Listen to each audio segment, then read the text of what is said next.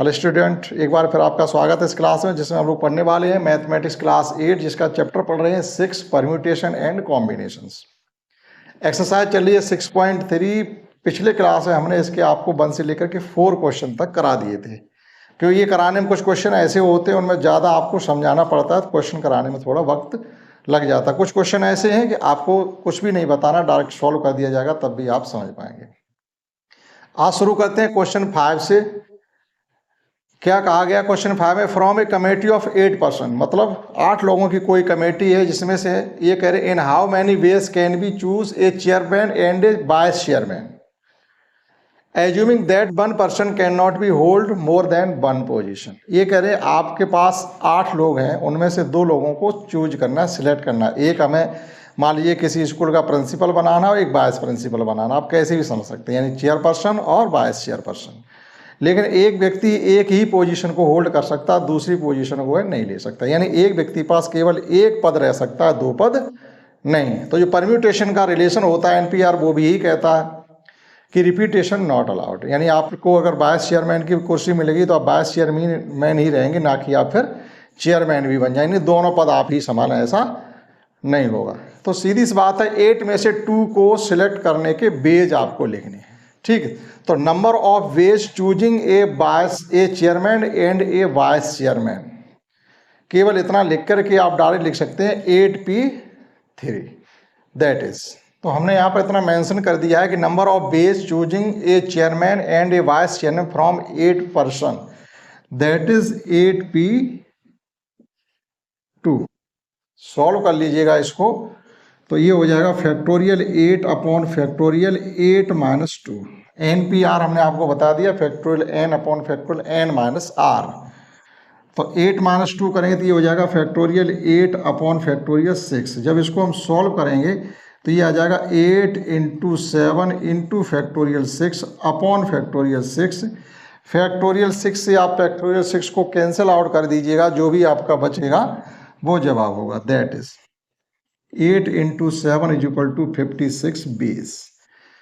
एक चेयरमैन और एक वाइस चेयरमैन को चूज करने के जो बेज होंगे, जो मैनर होंगे, जो परम्यूटेशन होंगे, वो होंगे 56। नेक्स्ट क्वेश्चन 6 है, फाइंड एन। एन को फाइंड, कोई लैंग्वेज नहीं, यहाँ पर आपको केवल कैलकुलेशन का काम है। एन की वैल्यू फाइंड करनी, जबकि N minus 1 P3 ratio N P4 is equal to 1 ratio 9, that is it can be written as n minus 1 P3 upon NP4 is equal to 1 upon 9। इस प्रकार से लिखा जा सकता है, और ऐसे लिख करके ही आप सॉल्व करेंगे। रिलेशन लगा देंगे, पहले न्यूमरेटर में रिलेशन लगाएंगे परम्यूटेशन का, फिर डिनोमिनेटर में लगाएंगे। तो it can be written as factorial n minus 1 upon factorial n minus 1 minus 3, n minus 1 minus 3 upon, अब इसमें लगाएंगे factorial n upon factorial n minus 4 is equal to 1 upon 9। ठीक, अब हमारी फ्रैक्शन जो है इसमें देखो 1 2 3 4 4 टर्म हो गई। तो इस फ्रैक्शन को सेम लिखते हुए मल्टीप्लाई करते हुए इस फ्रैक्शन को कर देंगे हम रेसिप्रोकल। ठीक, ये हमारा सॉल्व करने का तरीका रहेगा। तो इसको हम लिख क्या सकते हैं, ऐसे लिख सकते हैं factorial n minus 1 upon factorial n minus 4 हो गया, क्योंकि देखिएगा n माइनस 1 माइनस 3 तो n माइनस 4 हो जाएगा। मल्टीप्लाई इसका रेसिप्रोकल करेंगे तो factorial n minus 4 upon factorial n लिखेंगे। लेकिन फैक्टोरियल n को हम क्या करें, जो हमारे पास फैक्टोरियल n हो, that is n taken out. n जब बाहर आ जाएगा तो फैक्टोरियल अंदर क्या होता है, एक कम हो जाता, ये हो जाएगा n माइनस 1। अब ऐसा क्यों कर रहे हैं, क्योंकि यहाँ पर भी हमारा n माइनस 1 है, तो इसमें से बाहर नहीं लेंगे हम, इसमें से बाहर लेंगे, इसमें से। एक बार हम फिर लिखे दे रहे हैं, यह है फैक्टोरियल आपका n is equal to 1 upon 9।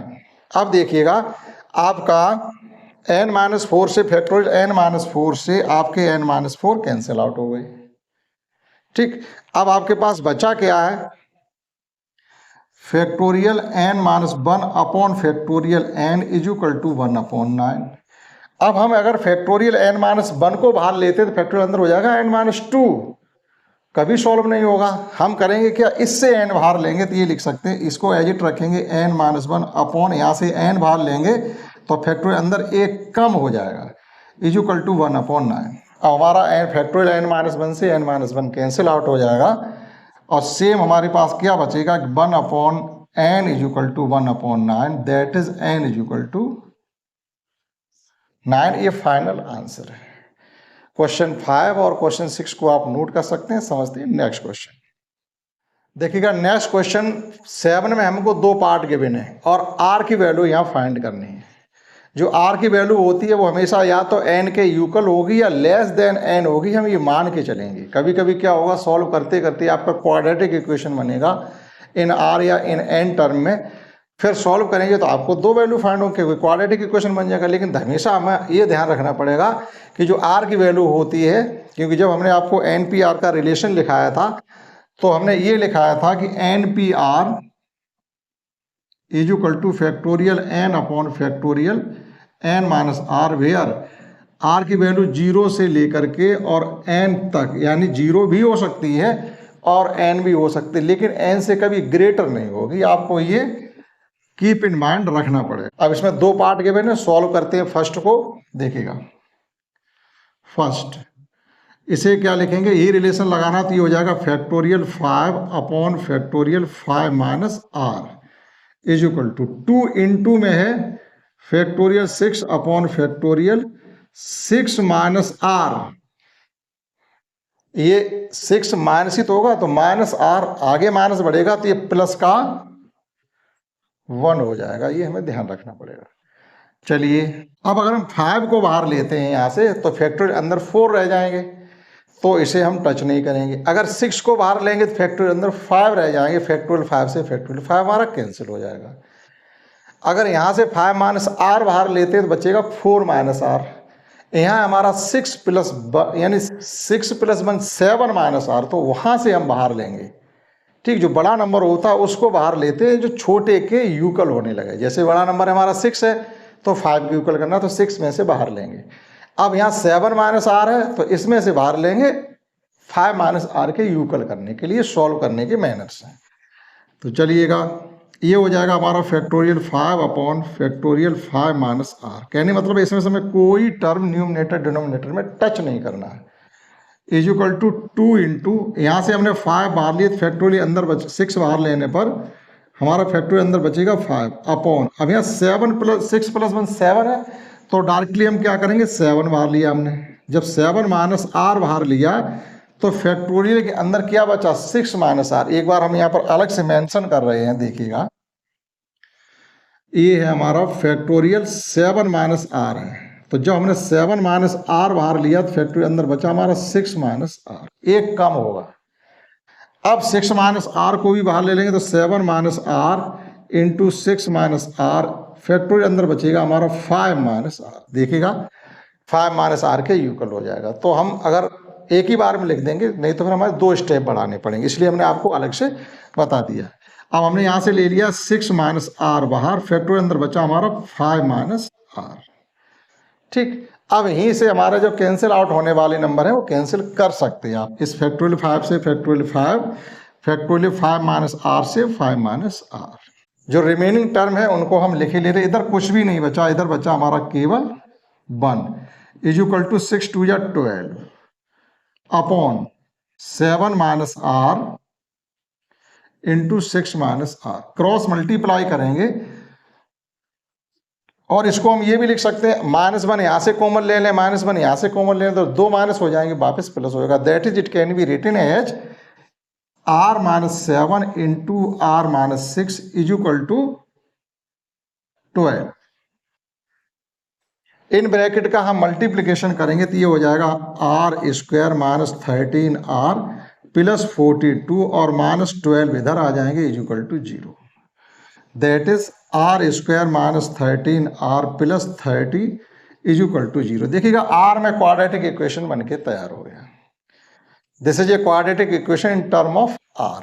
अब हम इसको करेंगे फैक्टराइज बाय मिडिल टर्म, यानी वो आपका स्प्लिटिंग बाय मिडिल टर्म, इसको करेंगे सॉल्व। देखिएगा ये हमारा r² माइनस का 13 लिख सकते हैं, 10 + 3 इंटू r प्लस 30, क्योंकि ये तो आपको आते ही होंगे। Splitting by middle term factor करने आते ही होंगे तो उसको हम अब नहीं मेंशन करेंगे, डायरेक्ट फैक्टर कर देंगे। माइनस का 10r माइनस के 3r प्लस के 30 is equal to 0। r taken out common, r minus 10 minus 3 taken out common, r minus 10 is equal to 0। r minus 10 whole taken out common, r minus 3 is equal to 0। r के दो value आ गए, r is equal to 3 and 10। अब कौन सी value r की effective value है और कौन सी वैल्यू ऐसी है जिसको हमें कंसीडर नहीं करना है। हम पहले ही बता चुके हैं r की वैल्यू या तो n के इक्वल हो सकती है या लेस देन n होगा। अब यहां पर देखिएगा n क्या है, जो n है हमारा, या तो 5 कंसीडर करो चाहे 6 कंसीडर करो, कोई भी कंसीडर करोगे तब भी हमारा 10 नहीं आ रहा है। हम 10 को कंसीडर नहीं कर सकते, इसलिए r इज इक्वल टू केवल क्या रहेगा हमारा 3 रहेगा, क्योंकि r is equal to 10 more than 5 और 6 दोनों से ही ग्रेटर देन। ठीक, तो देखिएगा हम क्या करेंगे, r is equal to 3, r not is equal to 10। Since r is equal to जो 10 है वो मोर देन 5 और मोर देन 6 है, वो हमें लिखने की जरूरत नहीं। हमारा r इज इक्वल टू 3 इसमें रहेगा फर्स्ट में, ये आप नोट कर सकते हैं। समझते हैं इसका सेकेंड पार्ट। सेकेंड पार्ट सब सेम में, सेकेंड पार्ट भी फर्क कितना है, केवल यहाँ मल्टीप्लाई में 2 है, यहाँ मल्टीप्लाई में 2 नहीं है, तो आप चाहो कर भी सकते हो, लेकिन फिर भी हम आपको करवा रहे हैं। Second part 5pr is equal to 6pr minus 1 factorial 5 upon factorial 5 minus r is equal to factorial 6 upon, direct लिख दीजिएगा इसको, factorial 7 minus r। Same question है, factorial 5 upon factorial 5 minus r, इसमें से हम 6 बाहर ले लेंगे तो फैक्टोरियल 5 बचेगा, और यहाँ से एक बार हम 7 माइनस r बाहर लेंगे, फिर 6 माइनस r बाहर लेंगे, आपका बचेगा 5 माइनस r। अब हम क्या करेंगे, यहाँ से फैक्टोरियल 5 से फैक्टोरियल 5 कैंसिल आउट और इससे इसको कैंसिल आउट कर देंगे, तो इधर क्या बचा हमारा 1 is equal to 6 upon, it can be written as r minus 7 into r minus 6। Cross multiply करेंगे तो r minus 7 into r minus 6 is equal to 6 आ गया। नाउ ब्रैकेट ओपन करेंगे, 13r प्लस 42 माइनस के 6 is equal to 0, r square minus 13r plus 36 is equal to 0। Factor करेंगे 9 4 या 36 और 9 plus 4 13, that is r square minus 9 plus 4r plus 36 is equal to 0। तो r square minus के 9r minus का 4r plus का 36 is equal to 0। r taken out common, r minus 9 minus का 4 taken out common, r minus 9 is equal to 0। अब आप देखिएगा आपके पास बचे r minus 9 whole taken out common, r minus 4 is equal to 0, that is यहाँ से r की भी दो वैल्यू 4 एंड 9। अब 9 को यहाँ भी कंसीडर नहीं करेंगे, केवल r को ही कंसीडर करके चलेंगे, क्योंकि 9 इज ग्रेटर देन 5 एंड 6, कोई भी वैल्यू लेके चलें उससे ही greater than, that is r is equal to केवल 4 और r not is equal to 9 because 9 is greater than 6। ये था क्वेश्चन 7 कंप्लीट पार्ट, नोट कर सकते हैं। समझते हैं question 8।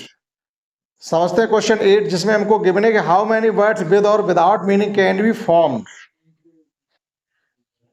Using all letters of the word equation. Equation के सभी लेटर का यूज करते हुए हम कितने वर्ड बना सकते हैं जिनका मीनिंग हो या ना हो, लेकिन रिपीटेशन किसी भी वर्ड का लेटर का नहीं करना, तो यानी टोटल लेने हैं। That is n is equal to भी 8 है हमारा और r इज इक्वल टू भी 8 है, तो यहाँ r की वैल्यू आपके n के इक्वल ही है। तो देखिएगा किस प्रकार से करेंगे, वी हैव गिवन दैट, तो हमको क्या गिवन है, हमको गिवन है कि n इज इक्वल टू भी 8 है और r इज इक्वल टू भी 8 है। ऐसी स्थिति में जवाब जो होता है वो फैक्टोरियल 8 ही कर सकते हैं आप, लेकिन आपको ये डायरेक्टली आपने ये फैक्टोरियल 8 कैसे लिख दिया, हमारी समझ तो नहीं आया। तो देखो कैसे लिखेंगे, रिलेशन क्या होता है, N P R is equal to factorial n upon factorial n minus r, जहाँ r की वैल्यू 0 से लेकर के n तक है।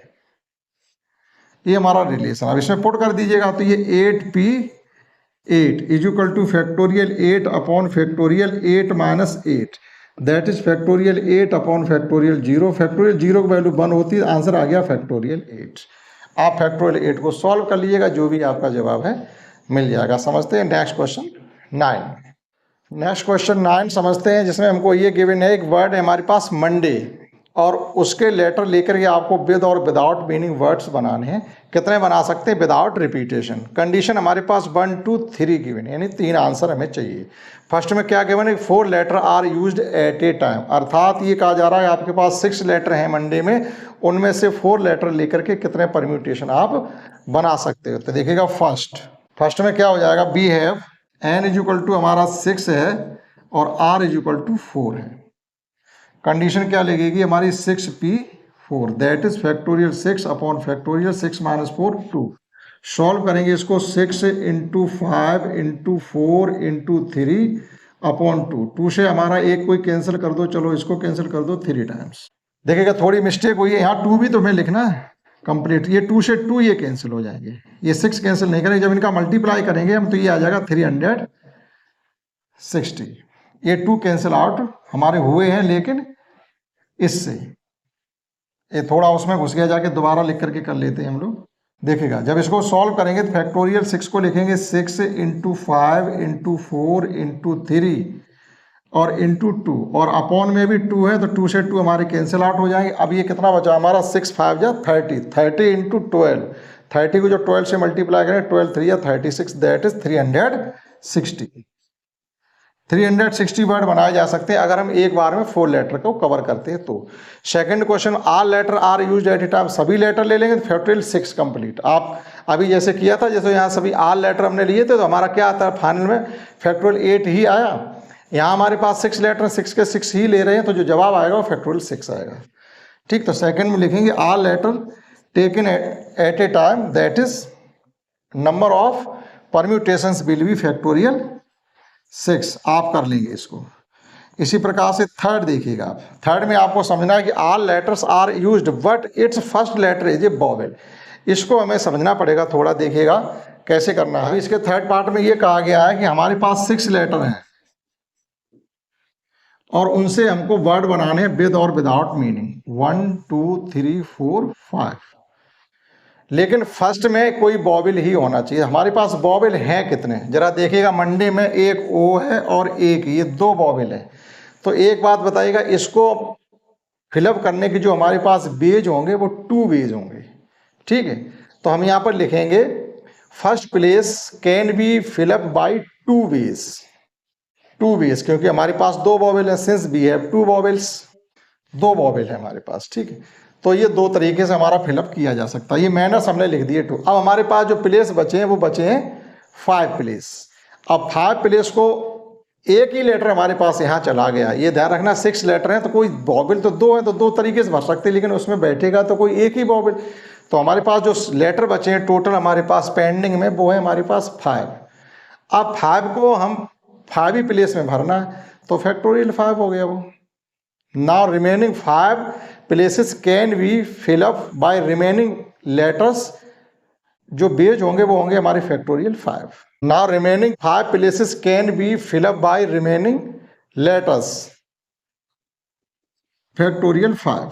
फैक्टोरियल 5 मीन्स फैक्टोरियल 5 की वैल्यू होती है 120 और 2 ये है, तो मल्टीप्लिकेशन प्रिंसिपल क्या कहता था, टोटल नंबर ऑफ बेस या टोटल परम्यूटेशन या total ways. 2 into factorial 5, that is 2 into 120 is equal to 240 ways. एक बार फिर समझ लीजिएगा कि इसको फिलअप करने के हमारे पास 2 परम्यूटेशंस हैं और इनको फिलअप करने के हमारे पास 5 परम्यूटेशन है। तो 5 की वैल्यू 120 होती है, लेकिन मल्टीप्लिकेशन प्रिंसिपल लगता है तो मल्टीप्लाई करेंगे तो 240 हो जाएगा। ये था क्वेश्चन हमारा 9। एक बार फिर समझ लीजिएगा कि मंडे एक गिवन शब्द वर्ड गिवन था हमको, उसके सभी लेटर लेकर के, उसमें से 4 लेटर लेकर के, और एक कंडीशन ये थी आल लेटर्स सभी लेटर लेने, लेकिन हमारा जो फर्स्ट लेटर है वो वॉवेल होना चाहिए। तो फर्स्ट में कहा गया 4 letter are used at a time, that is factorial 6। Factorial 6 की जो वैल्यू होती है 360 होती है।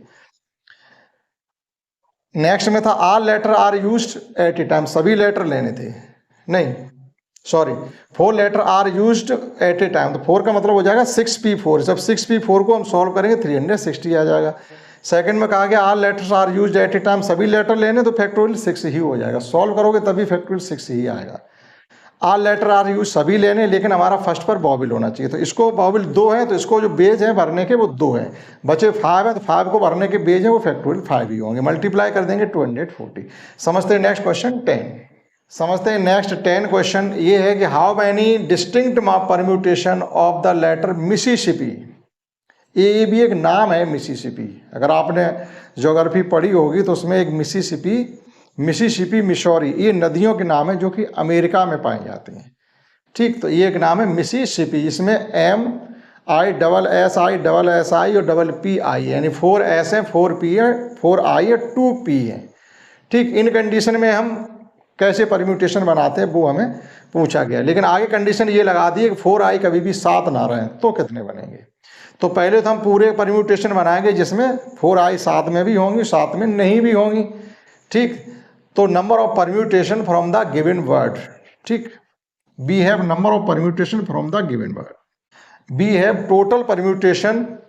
Total number of permutation from the given word, total यानी कोई कंडीशन जब नहीं होगी तो क्या लगाएंगे। देखो ऐसी इसमें क्या होता है, ऐसा भी कोई रिलेशन हमने आपको नहीं बताया है। NPR इसमें लगेगा, लेकिन इसमें दूसरी कंडीशन लगेगा, जब कई वर्ड लेटर हमारे पास रिपीटेशन में हो तो जो उनके टोटल परम्यूटेशन फाइंड करने के जो तरीके हमारे होते हैं वो ये होता है, जैसे मान लो टोटल वर्ड इसमें कितने हैं, टोटल मान लीजिए n है, अब रिपीटेशन वाले कोई 2 बार है कोई 4 बार है, तो हमारा क्या हो जाएगा, जैसे PQR के फॉर्म में रिपीटेड हो रहे, कोई P बार रिपीटेड है कोई Q बार रिपीटेड है, तो इस प्रकार से रिपीटेशन में अगर चल रहा है तो factorial P into factorial Q into factorial R dot dot dot जितने भी हो वो लिखे जाएंगे, लेकिन 1 बार ही कोई आ रहा तो उसको मेंशन करेगा नहीं, कि 1 की कोई वैल्यू नहीं होती, 1 तो बन ही रहेगा। तो देखिएगा यहाँ पर टोटल हमारे पास कितने 1 2 3 4 5 6 7 8 9 10 11, तो ये हो जाएगा फैक्टोरियल 11। अब रिपीटेशन S का 4 बार है तो फैक्टोरियल 4, I का 4 बार है तो फैक्टोरियल I, P का 2 बार है तो फैक्टोरियल 2। ये टोटल परम्यूटेशन होंगे जब कोई कंडीशन इसमें हम अलाउ नहीं कर रहे। सॉल्व कर लीजिएगा इसको, तो सॉल्व करेंगे तो ये हो जाएगा हमारा 11 into 10 into 9 into 8 into 7 into 6 into 5, इससे आगे नहीं लिखेंगे, इंटू फैक्टोरियल 4 लिख सकते हैं, क्योंकि फैक्टोरियल 4 से फैक्टोरियल 4 एक हमारा कैंसिल हो जाएगा, और इस 4 को लिख देंगे 4 इंटू 3 इंटू 2, और इस 2 को भी लिख देंगे 2। आगे हमको सॉल्व करने पड़ेंगे ये, तो देखिएगा फैक्टोरियल 4 से ये फैक्टोरियल 4 कैंसिल आउट हो जाएगा, और 3 2 जा 6 से ये 6 कैंसिल आउट हो गए हैं, और 4 2 जा 8 से हमारे 8 कैंसिल आउट हो गए।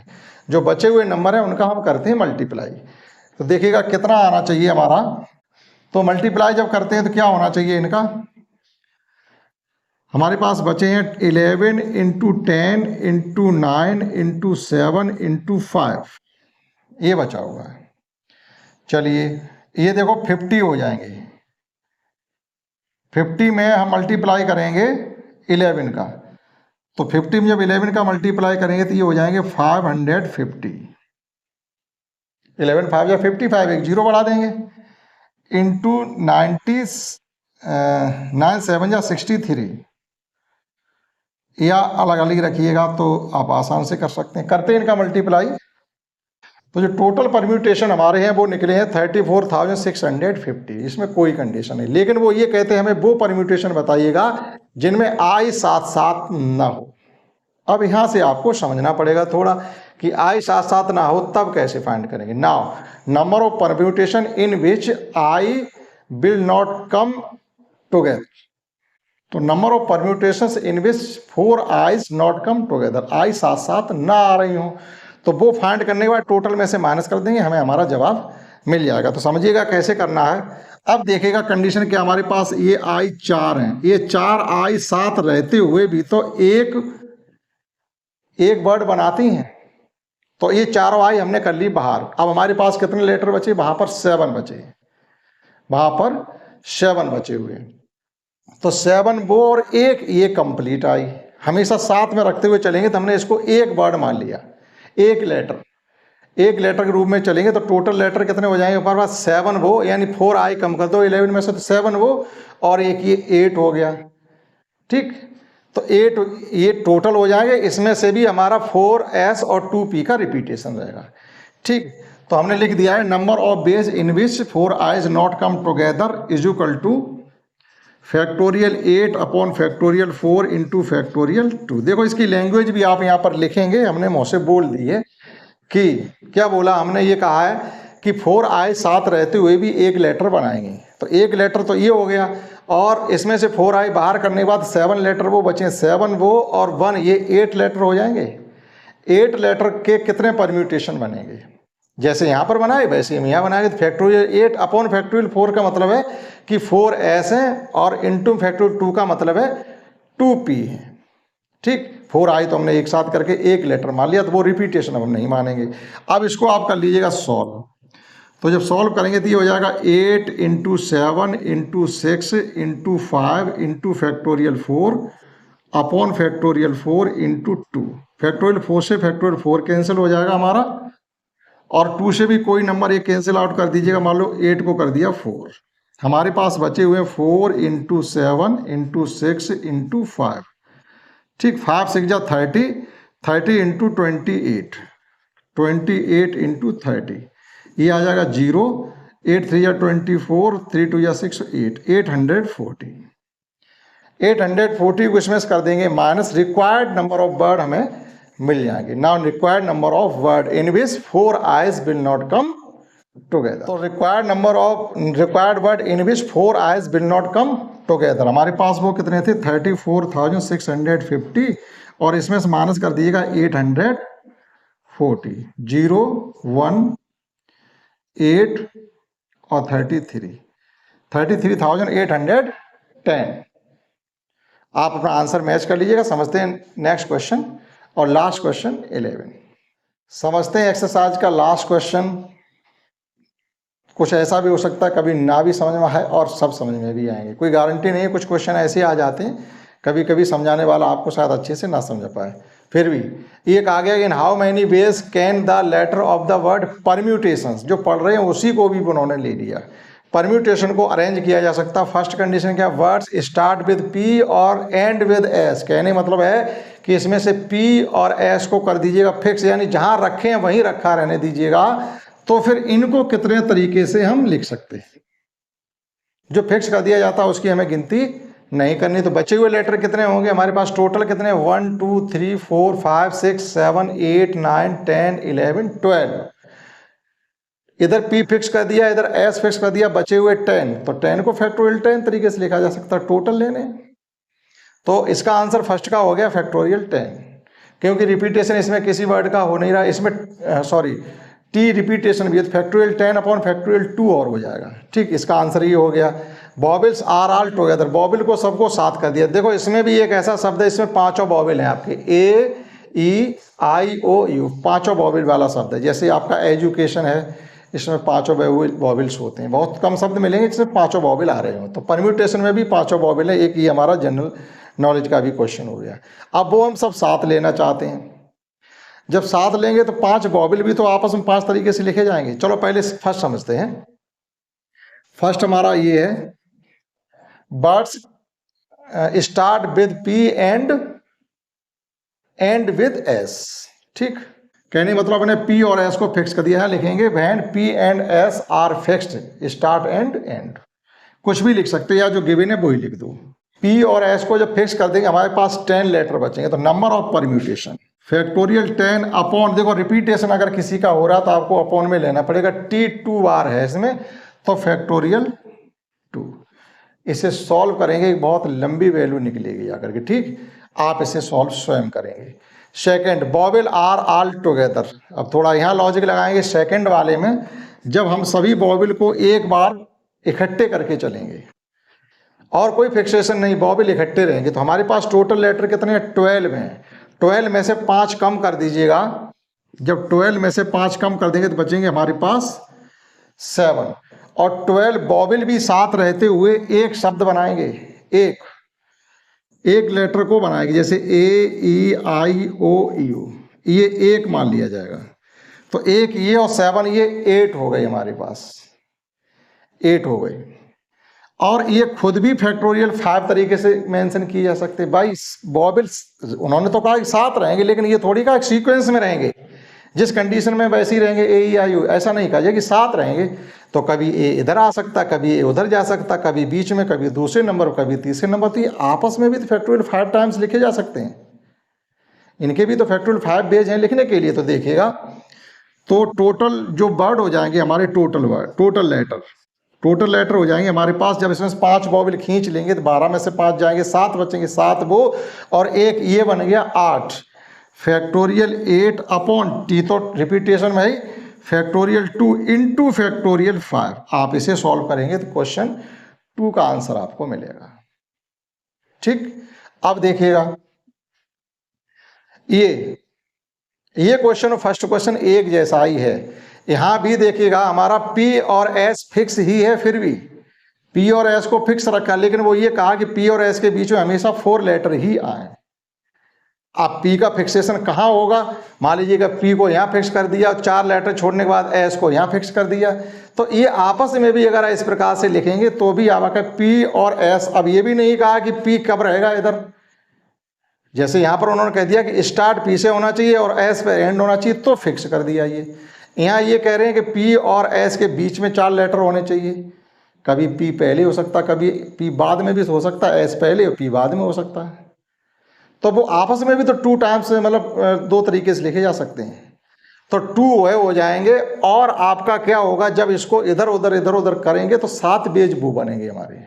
अगर आप लिख करके देखेंगे कि P 4 लेटर, फिर S, फिर कोई दूसरा, फिर, तो इस प्रकार से 7 बनेंगे। तो टोटल बेज हमारे हो जाएंगे थर्ड में। थर्ड वाले को थोड़ा समझने की कोशिश करना। तो टोटल बेज कितने हो जाएंगे, टोटल बेज हमारे निकलेंगे जाकर के यही इतने ही, फैक्टोरियल 10 अपॉन फैक्टोरियल 2 इंटू 14। क्योंकि 14 कहाँ से लेके आए हम, S और P को 2 तरीके से आपस में लिख सकते हैं, क्योंकि ये नहीं कहा कि हमेशा P पहले रहे और S बाद में रहे, वो आगे पीछे हो सकते हैं। और एक से रहेगा 7 हमारा, तो 7 इंटू 2 14।